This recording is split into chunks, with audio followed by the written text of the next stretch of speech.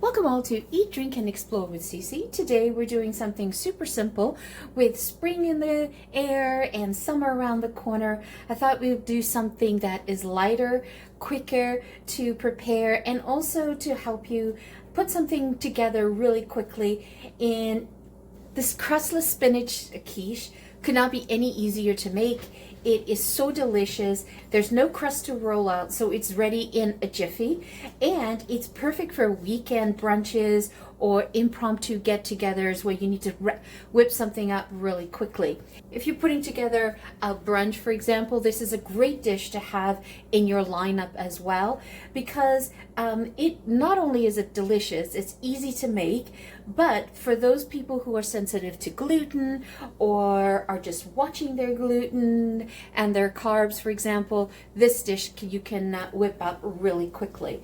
Now, what do we have here? Like in every dish, quiche dish, of course, the star of the show are eggs. Okay, so let's go through what we need. A quiche, you need eggs. So I'm starting with 5 large eggs, and these are at room temperature, and the eggs will add the structure and the richness and the volume to the dish. We're going to need 1 cup, I have 1 cup here, of diced pancetta, Italian pancetta, but you could replace that with cooked ham, for example, or you could replace that if you don't eat bacon or ham, you could replace that with corned beef as an example, or completely omit that. Then for the cheese, I just opened up a bag of grated Italiano cheese, and you're gonna need about 3 cups. I am not gonna sit there and grate 3 cups of cheese.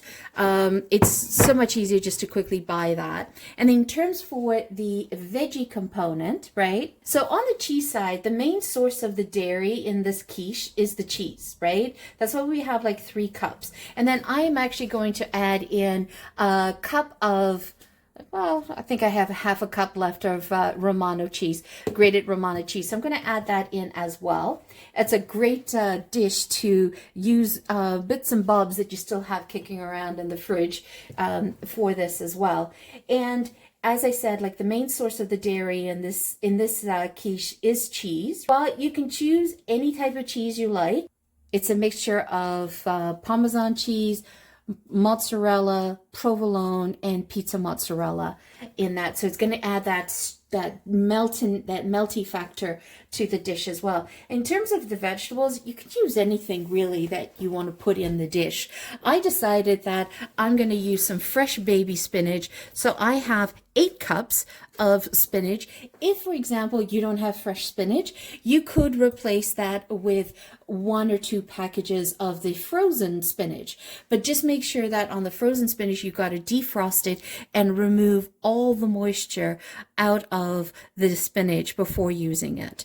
And then I have an 8 ounces of just regular white mushrooms. You could use creminis.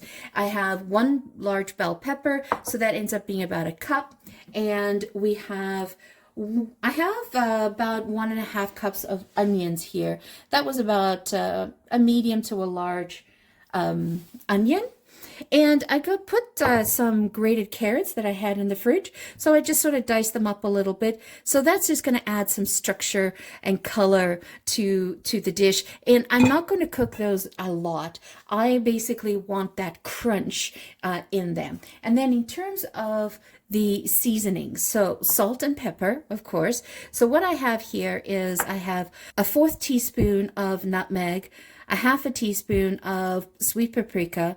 I have a little bit of dry thyme, so I think that ended up being about 1/8 that I had left. So I've got to put I have some fresh thyme to add in. And then I put a teaspoon of white pepper. I don't like to use black pepper in this dish. I don't want that super peppery note. I allow the users to perhaps put the pepper on afterwards. And then I like to use garlic puree in the quiche. I don't like to mince my garlic. I don't want people to get that big chunks or the little chunks of minced garlic. So that's what we end up having, and we're going to use some extra virgin olive oil to saute this all together. Now, before we get started on the stove, you want to preheat your oven to 350. So let's move over to the stove. Okay, so you want to bring your pan up to temperature. For those that like to put some olive oil in there, and then I like to add in some butter as well. So you get the wonderful flavor of the extra virgin olive oil, and you've got the butter controlling the smoke point of the extra virgin olive oil.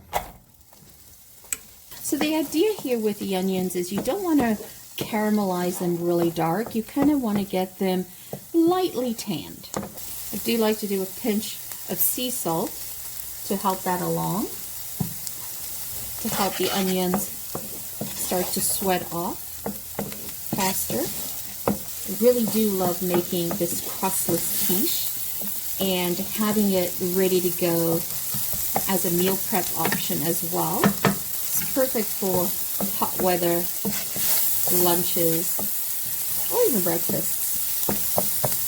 And this is something that you can always whip together really quickly when you get unexpected company or company staying longer, just hanging outside, enjoying the weather. You got to feed a crowd. This is perfect. So I'm going to add in the mushrooms. I'm also going to salt this just a tad, just to help that along as well. What I like to do is I like to just put a little bit of the nutmeg in with the mushrooms while I cook them. So this is all about adding layers of flavor as you cook this along. And nutmeg and mushrooms are a marriage made in heaven. Just perfect. And we'll add the rest of the nutmeg in when we do the egg mixture. So I'm going to add in the pancetta. So let's add in the peppers.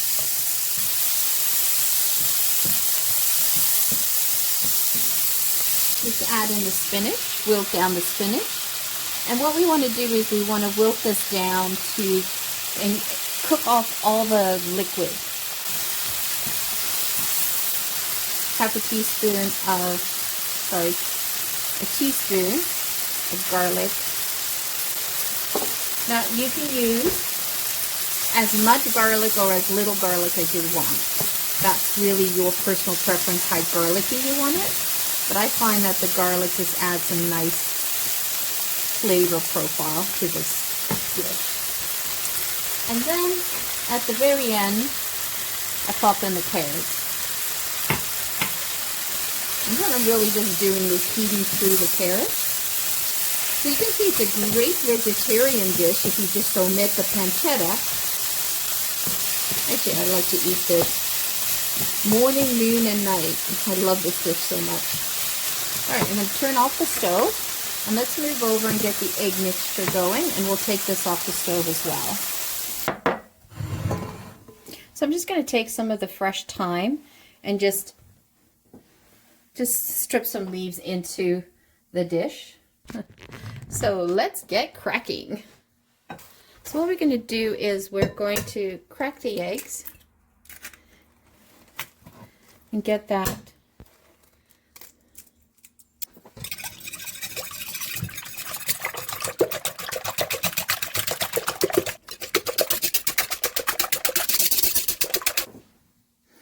add in a little bit of all the seasonings.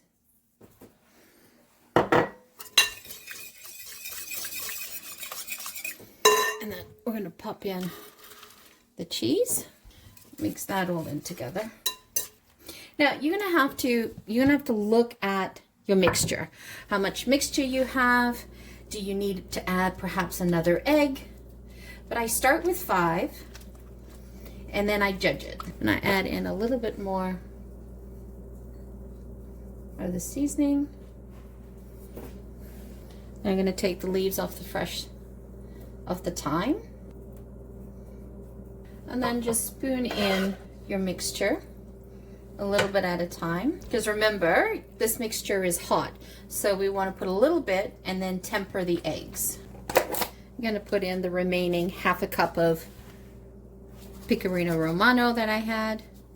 Adds a fabulous flavor to it. So I may have to add another egg or 2, just because I have a lot of filling. I'm gonna put the remaining of the dressing, of the seasonings.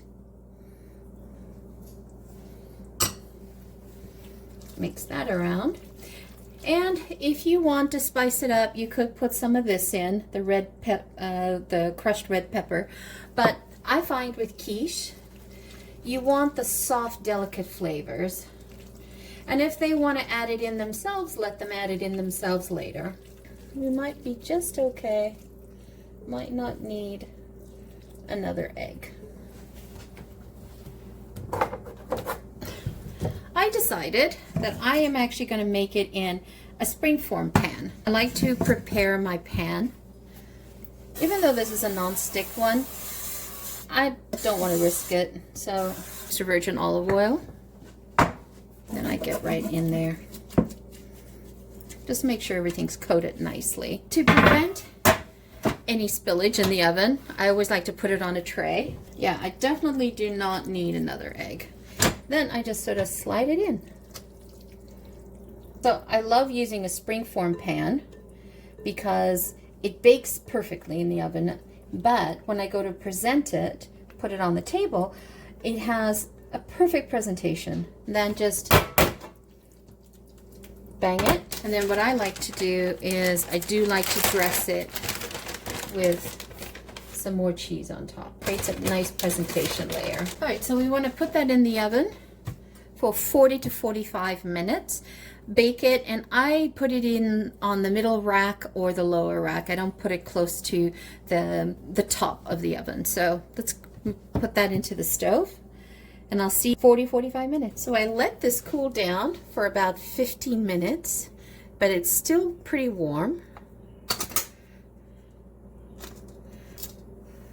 So to test to see that it's baked, you just stick a knife in the middle of it, and if it comes out clean, then you're good to go. See why I love using the springform pan? You could definitely put this on a plate, on a platter, and then put it in the middle of the table, have it pre-sliced, and have people serve themselves. Look at that. Doesn't that look awesome? Oh, I'm so excited. That looks really good. So I love to serve the quiche with a side salad, a fresh side salad. Look at that. Doesn't that look wonderful? You could actually serve a bigger piece for dinner. So there you have it, a gorgeous quiche, crustless quiche. You see how you can literally lift that? And let's give this a try. That's wonderful.